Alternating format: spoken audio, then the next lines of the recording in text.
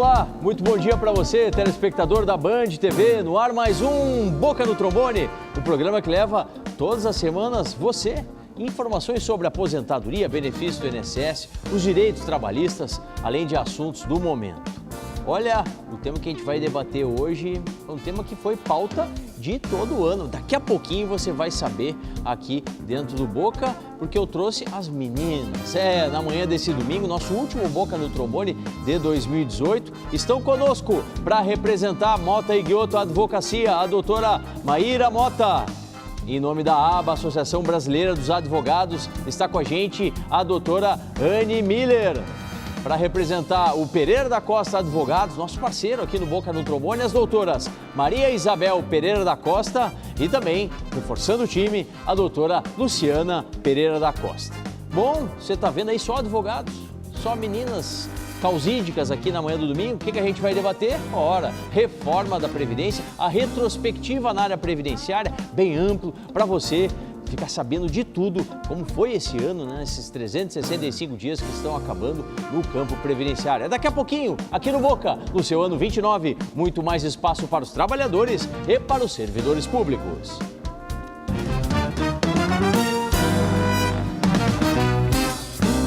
Todos os sábados na Rádio Bandeirantes você tem o espaço dos aposentados, dos pensionistas, dos trabalhadores e dos servidores públicos, com muita consultoria e a participação das entidades que representam as categorias. Boca no Trombone ano 29, muito mais espaço para os trabalhadores e servidores públicos.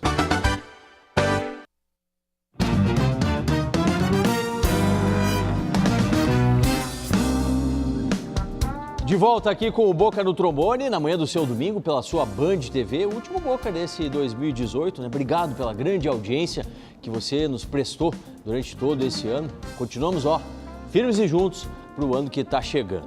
Bom, hoje o tema, a gente falou, né? A retrospectiva 2018 na área da Previdência, a doutora Maíra Mota, a doutora Anne Miller, a doutora Maria Isabel e a doutora Luciana do Pereira da Costa Advogados estão com a gente, né? Para a gente debater esses temas. Pedir a elas, né? Pontos importantes que, segundo o entendimento de cada uma, foi relevante nesse ano de 2018. Começo com a doutora Maíra Mota, doutora, e temos uma novidade, né? Principalmente na área administrativa, que toca aí tanto a advocacia quanto os segurados. O INSS judicial foi positivo, foi uma boa, ou na verdade se trocou o lugar da fila, saindo lá da Previdência e indo para o Judiciário? Obrigado por estar com a gente, um bom dia. Muito obrigada, doutor Solano, é um prazer estar aqui, um bom dia para as meninas também, para o telespectador.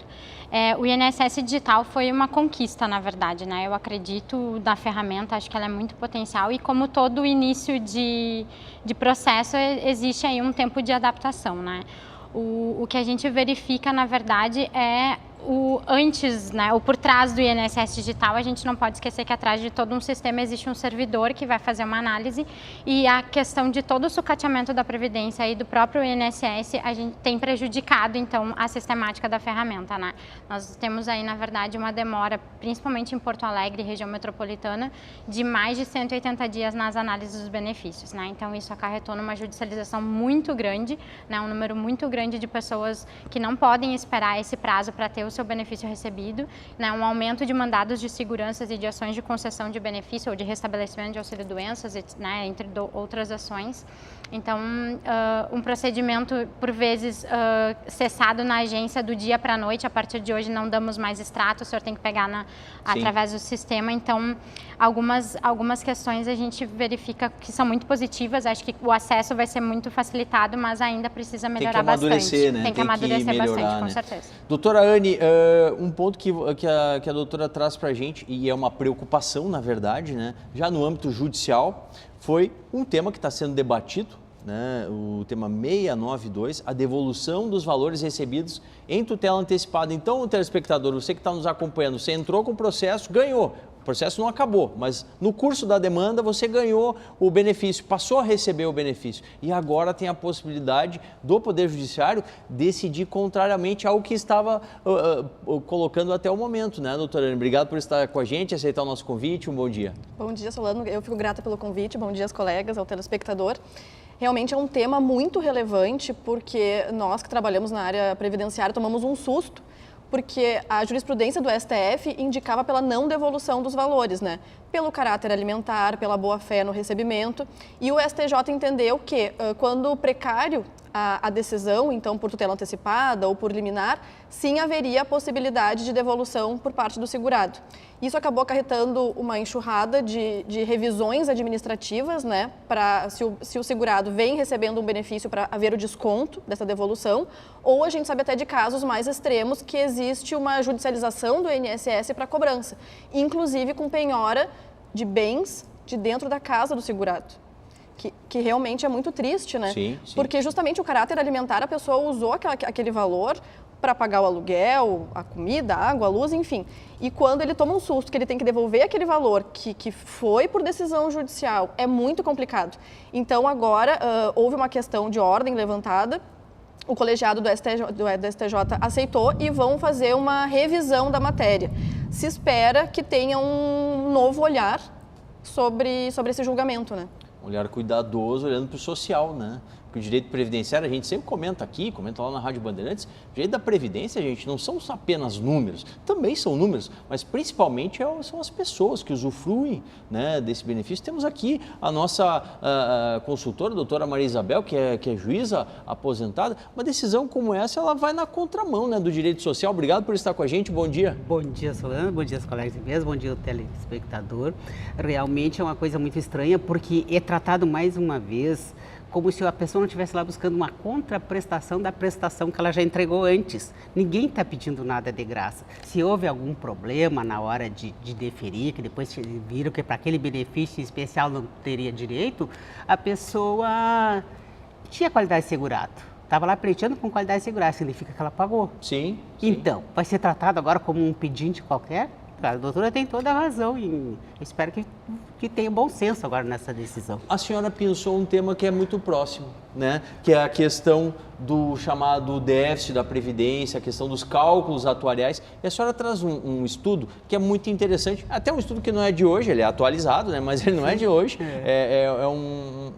Uma situação onde que se perpetua durante vários anos. Nós temos conta positiva na Previdência Social. Exemplifica aí para o nosso telespectador. Pois é. Então, eu até, quando eu era diretora de Previdência na Juris,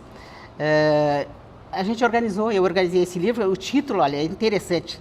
Ética e a Previdência Pública e Privada. Ética. Sim. Falar em déficit, tem que falar em ética, tem que falar em transparência. Então, todo mundo sabe, como a gente já falou aqui, que não é um presente, é uma contraprestação. Aí eu escolhi pessoas para escreverem aqui, qualificadíssimas nas mais diversas áreas, mas tenho aqui o doutor Alexandre Weindorfer, é difícil de pronunciar para mim que sou Pereira da Costa, né? Que ele é professor de matemática de faculdade e ele fez aqui um cálculo, ele fez toda uma projeção, né? Projeção. Então ele pegou um servidor hipotético, assim, um servidor público que ganha R$10.000 por mês. Perfeito. Aí ele fez todo o cálculo do que é descontado dele e a parcela que o Estado tem obrigação como empregador de descontar também. Da contribuição previdenciária. Contribuição previdenciária. Então ele fez toda essa projeção. Em 35 anos que ele iria pedir sua aposentadoria, ele teria arrecadado para o Estado 4.900.000 e alguma coisa. Se for aplicada a correção, porque essas prestações são pagadas mês a mês durante 35 anos e o Estado está lá usando, claro, né? Claro. Então, se for feita uma correção aqui, passaria para 5.280.000 que ele teria arrecadado. Aí, pega aqueles 10.000 que ele ganhava e aplica o mesmo índice de correção para quando ele for se aposentar. Então, ele teria que ganhar 16.000. Ok. Mas daí pega o rendimento desses 5 milhões e pouco, vai dar um rendimento aproximado de 23.000 por mês. Então, ele ganha 16 e o dinheiro que ele arrecadou produz 23. Então, ficou a diferença 7.000 que fica para o Estado. Então, déficit é falácia, né, gente? É falácia. E além do doutor Alexandre, nós temos aqui um auditor da Receita Federal, é o doutor Wilson Antônio Romero, Sim. que mostra em detalhes tudo que é arrecadado, que não é só a arrecadação do servidor e do Estado, ou do empregado e do empregador. A fonte de custeio é muito ampla, A fonte de né? custeio é muito ampla, só a construção civil que entrega de dinheiro, os jogos de prognóstico e assim por diante. As partidas de futebol, né? As partidas de futebol e também temos aí, por falar em partidas de futebol, nós temos muita, perdoamos, o Estado perdoou muita arrecadação de muita gente, né? Vários refis, então, né? Doutora Luciana, dentro dessa temática ainda, a senhora lista para a gente aqui a questão do e-social. Na sua avaliação, é um instrumento que a partir do ano que vem, a partir de 2019, a gente vai ter ele mais claro, a gente vai conseguir até vislumbrar um aumento na própria arrecadação da Previdência? Obrigado por estar com a gente, bom dia. Um bom dia a todos, aos ouvintes, aos colegas de mesa, Paulo Solano.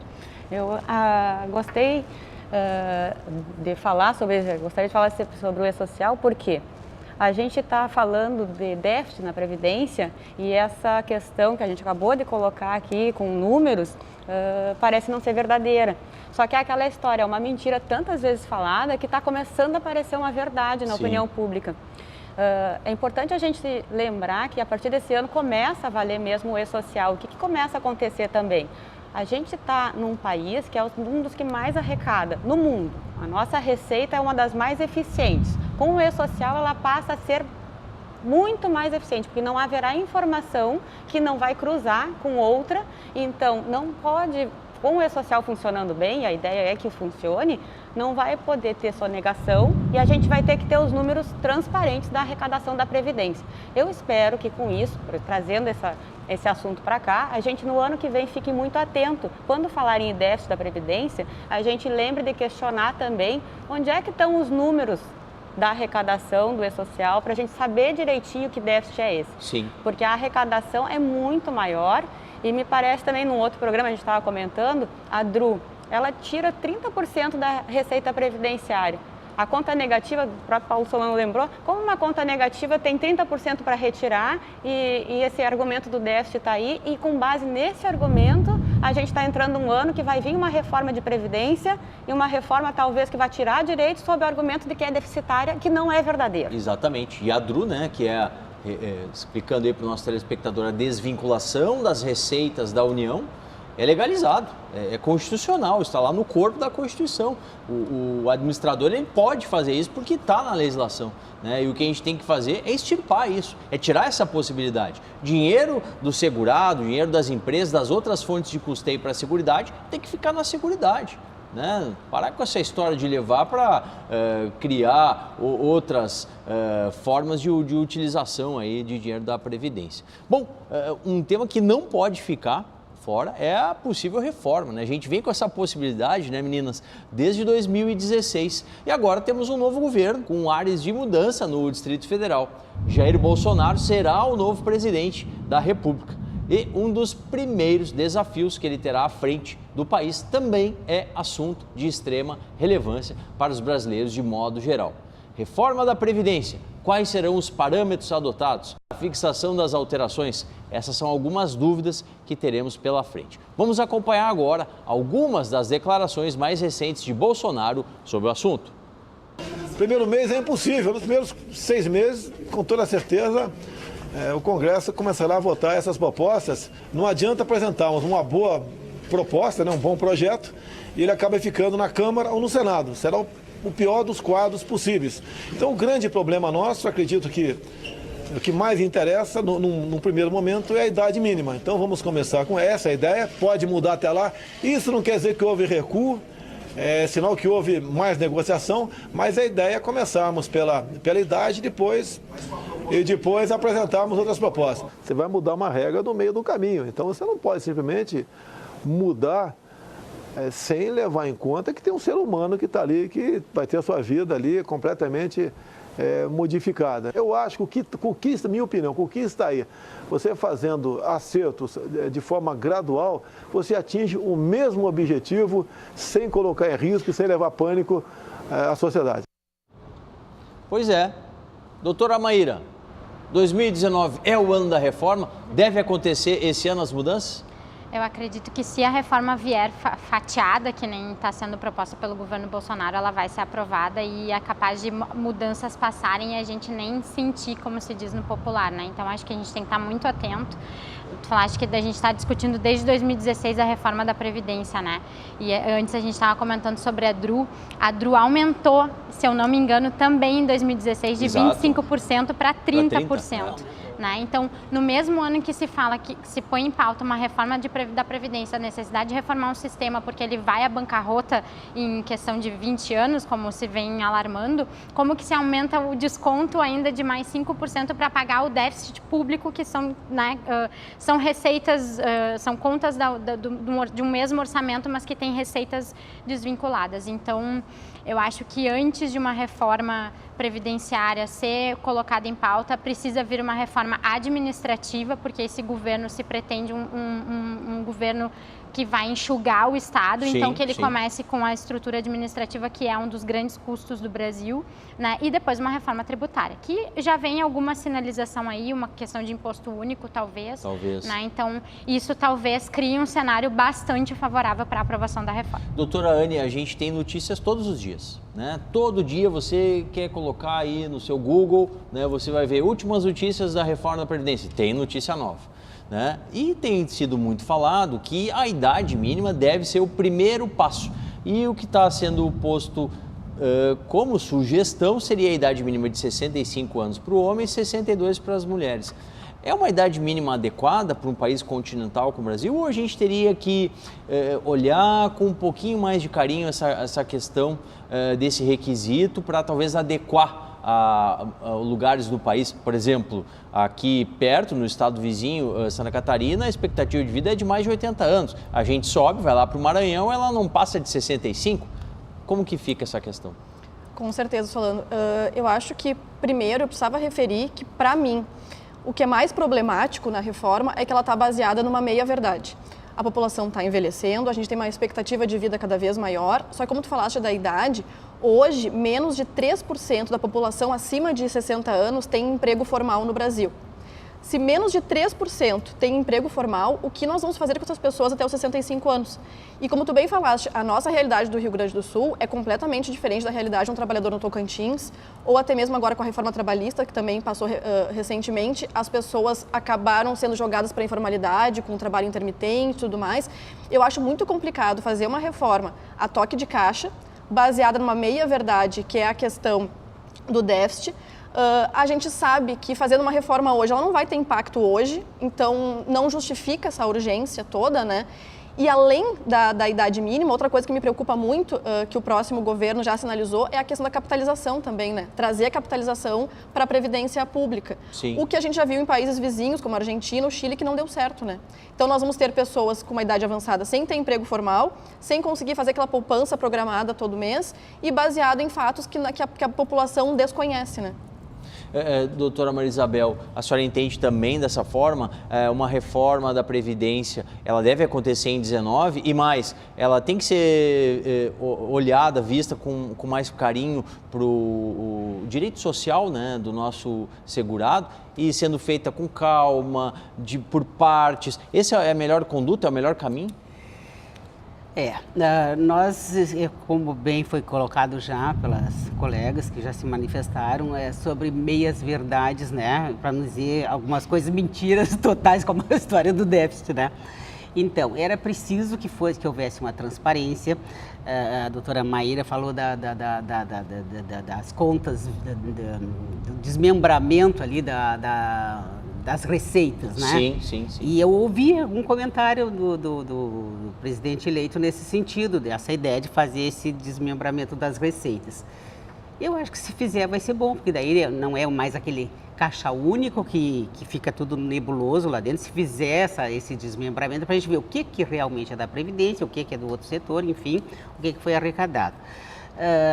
Na verdade, o governo ele está entre a cruz e a espada. De um lado, ele tem o sistema financeiro que quer porque quer essa fatia. Quando eu falei aqui, um pouco antes, desse montante de dinheiro que é arrecadado para custear uma aposentadoria, que agora fica no Estado, como está. Vai tudo para o setor privado. o montante que vai para o setor, para o mercado financeiro, é superior ao PIB de muitos países, né? É superior ao PIB. Então, isso eles têm um interesse muito grande aí por toda essa sanha de querer dizer que é déficit e de alguma forma a gente sabe que a grande mídia também é interessada em dizer que há déficit, porque também tem suas seguradoras, suas instituições que têm interesse nessa reforma. Mas eu vejo assim uma certa esperança, porque pareceu assim que ia sair aquela mesma, ia ser votada agora em dezembro, toque de caixa e tal, depois já viram que não dava, agora está falando em fatiado, mas também já ouviu o presidente eleito falando em considerar o lado social. Então, eu acredito que talvez saia alguma reforma para dar uma satisfação para esse mercado que está com essa gana de passar a mão nesse dinheiro. Sim. Mas espero que esse lado social fale alto, porque, como já foi falado também, se tira 30% agora para a DRU, assim, de um lugar onde não tinha, então é porque tinha, é gestão. É. Então, tem tópicos assim que eu espero que não podem passar de jeito nenhum, porque daí é o fim do respeito à dignidade humana. Por exemplo... Quero abordar com vocês esses tópicos, pegar esse seu gancho. Doutora Luciana, aposentadoria especial é um benefício que é criado por a proteção daquele trabalhador que está exposto a um agente nocivo à saúde.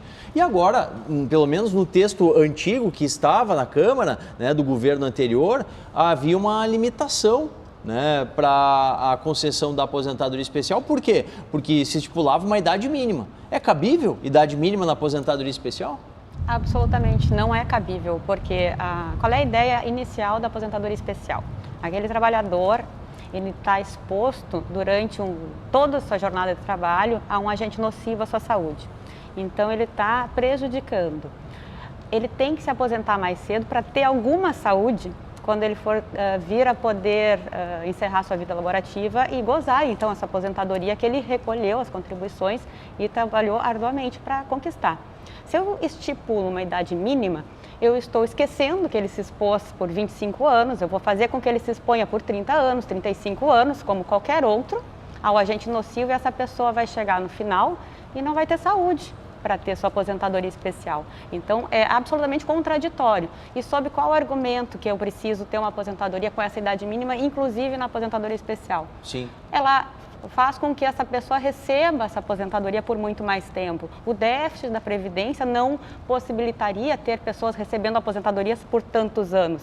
Essa é a falácia que tantas vezes está sendo falada. Mas eles não dizem, na verdade, que a empresa faz uma contribuição adicional. Em razão dessa nocividade, né, que o trabalhador está exposto, a empresa paga por isso. Então, tem contribuição a mais para subsidiar um benefício que vai durar mais tempo. Tem custeio, almoço a de graça. contribuição Justamente, não tem almoço grátis, né? Como diz a doutora Maria Isabel. Doutora Anne, e a impossibilidade de acumular pensão por morte com aposentadoria? Estava no texto antigo. Será que o novo governo vai seguir com essa ideia? Espero que não também. Como a senhora estava referindo antes, existem duas fontes de custeio, né? Para aposentadoria e para pensão. Então, me parece completamente injusto que a pessoa não possa acumular. Até porque, se justamente muitos benefícios ou a construção jurisprudencial no Brasil tem entendido muito pelo critério econômico da fonte de custeio prévia, que não existe, se nós temos a fonte de custeio, por que não vamos pagar o benefício para essa pessoa? Não me faz sentido, mas... De novo, né? Essa é uma proposta sendo julgada tão rápida e com o mercado financeiro em cima, acho difícil também que a gente não tenha uma maleabilidade nessa questão. Talvez exista acumulação, como teve nos últimos textos da reforma, mas que ela seja limitada a um valor, porque hoje em dia não existe limitação, né? Isso. Então, que ela seja limitada a um valor. Sim. Doutora Maíra, e a questão do regime de capitalização? A doutora Anne falou anteriormente, né? O ministro da Economia, futuro ministro, já está assumindo daqui a alguns dias, Paulo Guedes citou, né, que sim, é muito forte a tendência de se colocar o regime de capitalização, talvez até de uma forma suave, colocando alguma transitoriedade, alguma opcionalidade num primeiro momento. É uma boa?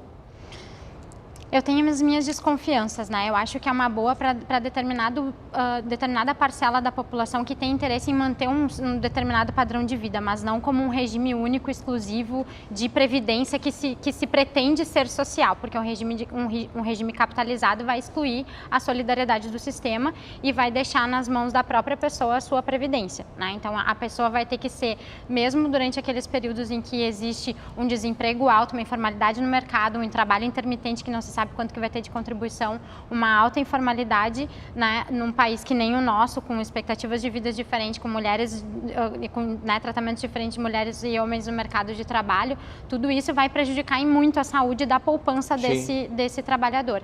E ele vai acabar caindo nas mãos do Estado de qualquer forma, porque se não for na via da Previdência Social, onde ele contribui para a Previdência e tem um retorno, ele vai acabar caindo na saúde, muito provavelmente porque não vai ter estrutura, e muito provavelmente na assistência social também. Então, esse regime da Seguridade Social, ele tem que ser pensado no tripé exatamente por isso, e por isso que a Previdência Social precisa ser uma Previdência Social forte, porque a conta vai vir de qualquer forma, né? Então, acho que... E vem para ela a Previdência, vem para ela, né? Exatamente. Então, que acaba sustentando as outras áreas. Né? No momento em que a gente faz uma análise global do sistema, né, o que a gente precisa pensar é exatamente isso. Se fala tanto em enxugar o Estado, perfeito. Então, por que a gente não chama o empresariado, que também paga uma alíquota muito grande, por exemplo, sobre a folha de pagamento das aposentadorias especiais, e o INSS nega, o empresário tem direito a pedir de volta aquela alíquota que ele pagou para custear uma aposentadoria especial, quando ela é negada pelo INSS? Não.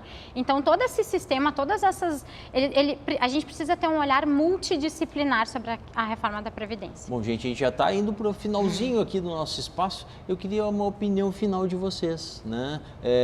Eu até provoquei durante o programa aqui, será que vai acontecer mesmo a reforma? Na sua opinião, doutora Luciana, qual que seria, assim, o fundamento ideal para uma reforma da Previdência, que, como a gente está vendo aqui, deve acontecer no ano que está chegando? Bom, a minha opinião pessoal é que não é necessária a reforma da Previdência. Por quê? Primeiro, porque não é deficitária. Segundo, porque ao longo desses muitos anos a gente vem com pequenas alterações legislativas, já tendo reformas que foram interferindo na forma de cálculo, na forma de benefícios. A gente tem agora, como eu falei lá no início, o E-Social que vem com tudo. Então, a própria arrecadação, da forma como está posta, sem mexer em nada, só uma forma mais eficiente de fazer a fiscalização, já vai aumentar a arrecadação naturalmente. Então, por esses aspectos todos, considero que a reforma não seria necessária. Gestão, então. É gestão. Precisa de gestão. Doutora Maria Isabel, e na sua opinião, é preciso reforma? E se ela vier, o fatiamento aí é a melhor condução? Comum da mesma ideia que não precisa reforma, até porque já foi feito. Inclusive, me chamou a atenção de que eu falava aqui de não acumular mais pensão por morte com aposentadoria, que é um absurdo, como bem falou a doutora, são pontos de custeio diferentes.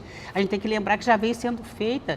As viúvas, conforme a idade, recebem 3 anos e depois, só depois de 45 anos, está com vários requisitos e tem um monte de cerceamento só ali. E também porque nós temos que trazer de volta isso que é arrecadado para a Previdência. Claro. Vamos tirar essa DRU, vamos deixar na Previdência, que não há necessidade. Doutora Anne, rapidinho, precisa da reforma ou não? Eu acho que precisa do debate. Como eu falei, mundialmente está se discutindo isso, né? Mas precisa do debate e que as pessoas entendam e que cobrem dos legisladores qual foi a ideia do Constituinte 88 ao estruturar a Previdência dessa forma. A gente tem que manter o caráter social, de distribuição de renda e que seja uma reforma pautada nisso. O principal objetivo da Previdência, né? E a doutora Maíra, o que pensa, o Mota Guilta Advocacia? Eu penso que a reforma administrativa e a tributária tem que vir antes da previdenciária. Perfeito. Obrigado, meninas. Maíra, Anne, Maria Isabel, Luciana. Encerramos assim o nosso último ponto final no Boca do Trombone desse 2018. Não pense não. Domingo que vem a gente volta com mais informação. Vamos debater aqui os temas trabalhistas no Boca, no seu ano 29. Muito mais espaço para os trabalhadores e para os servidores públicos.